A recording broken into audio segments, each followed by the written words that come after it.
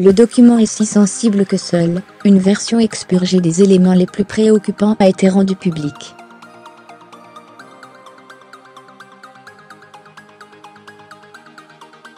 L'ONG Greenpeace remet aux autorités, mardi 10 octobre, un rapport alarmiste sur la sécurité des 19 sites nucléaires français face à la menace terroriste.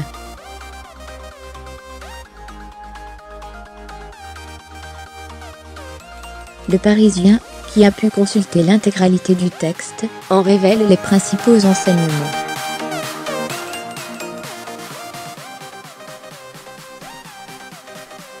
L'ONG de défense de l'environnement a confié à 7 experts, 3 Français, une Allemande, 2 Britanniques et un Américain, la rédaction de ce rapport.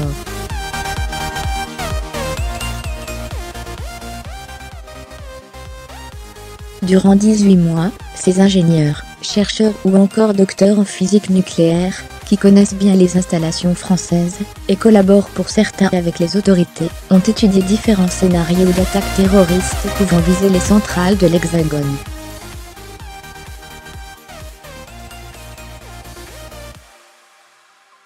Le résultat est détaillé à l'extrême: type d'armes, stratégie d'attaque, terrains utilisés, par voie aérienne, terrestre ou maritime, ou engins, avions, hélicoptères, drones, rien n'est laissé au hasard, écrit Le Parisien.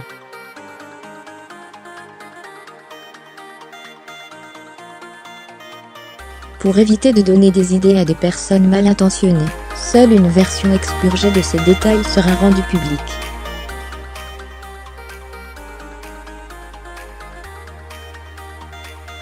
Le quotidien précise que EDF, qui exploite le parc nucléaire français, n'a pas été associé à la conception de ce rapport, afin que ses auteurs puissent travailler en toute indépendance.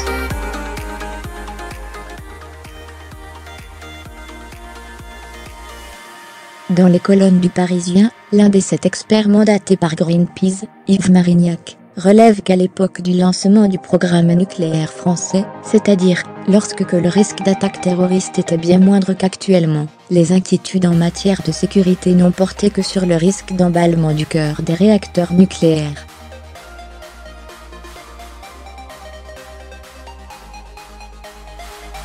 Or, plusieurs installations annexes posent problème, et pourraient être la cible d'attaque.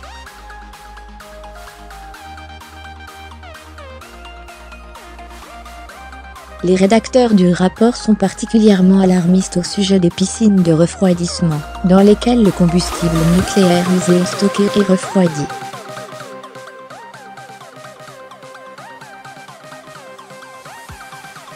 Ces piscines sont remplies d'eau, jusqu'à 7 mètres au-dessus du combustible.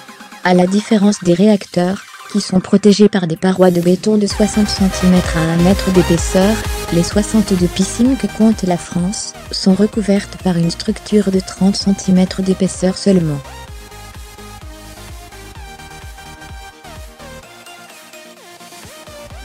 Un revêtement qui tient davantage du hangar agricole que de l'édifice nucléaire, selon une experte citée par Le Quotidien.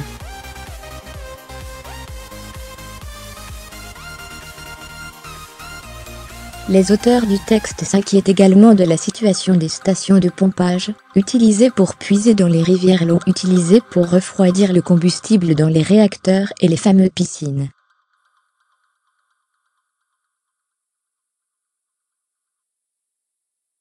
Le rapport relève que ces installations ont par le passé été bouchées par des invasions de méduses, de moules ou d'algues, ce qui a menacé le bon fonctionnement du refroidissement de certains sites.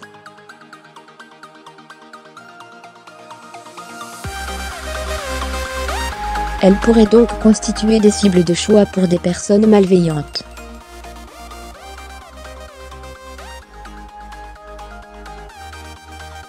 Les experts mandatés par Greenpeace préconisent un renforcement significatif des structures des 58 piscines de refroidissement et des 58 réacteurs nucléaires présents sur le territoire français.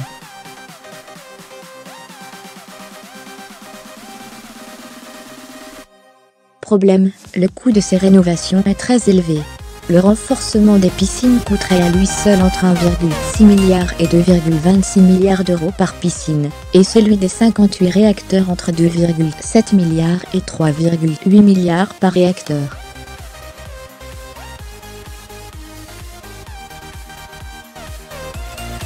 Au total, l'opération serait donc comprise entre 140 et à 222 milliards d'euros, soit entre 3 et 5 fois plus que ce qu'EDF a prévu de dépenser pour prolonger la durée de vie des centrales, note Le Parisien.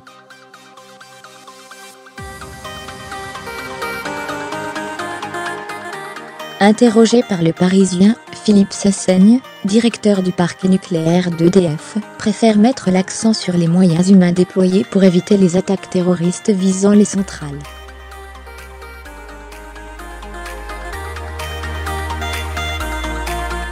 Il assure ainsi qu'un millier de gendarmes se relaient 24 heures sur 24 pour surveiller l'ensemble des sites, sans compter la surveillance de l'espace aérien ou le renseignement assuré par le ministère de la Défense.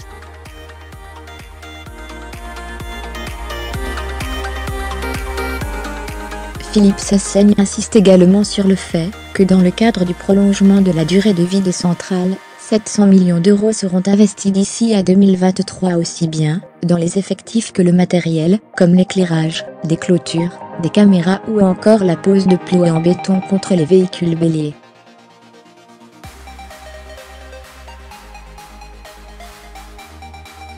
Il dément enfin que les piscines de refroidissement soient moins bien protégées que les réacteurs nucléaires.